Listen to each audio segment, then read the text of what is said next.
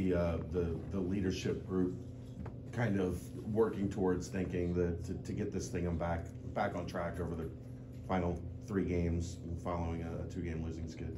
Yeah, we're in constant communication, trying to get it all figured out so we can play our best these last 3 games and get our 6th win so we can be bowl eligible. But yeah, I mean, we're all good. We just got to fix some little details here and there, and I think we're a really good football team. So we just got to clean up some little things, and we'll be fine. You were only targeted, I think, 4 times. What are teams doing to you to prevent you from being open? I mean, yeah, I'll be getting bracketed. There'll be a guy over top and maybe a guy kind of walling me. But West Virginia did a good job disguising their coverages, so it wasn't all that I was getting doubled or anything. And we were running the ball well, so just really wasn't out in the pass game too much. So I was blocking a little bit more on Saturday, which is fine. But yeah, they just did a good job disguising their defense. That was probably Brennan's toughest game. What did you see from him on the sideline of how he reacted and how he tried to continue to lead despite the struggles? Yeah, he didn't bat an eye. I mean, can't put that all on him. He's just trying to make plays, and I'll ride for him any day.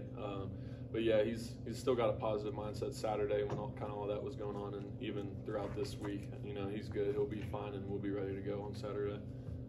Joe, obviously this team is now 1 win away from the bowl game with the tough final 3-game stretch. Just talk about what it would mean to get this program back to a bowl game.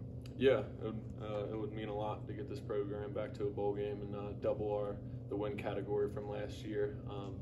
Yeah, that's what we're working for, and I think everyone's kind of on board for that's what we want and that's what we're going to work for. So I think we'll accomplish it for sure.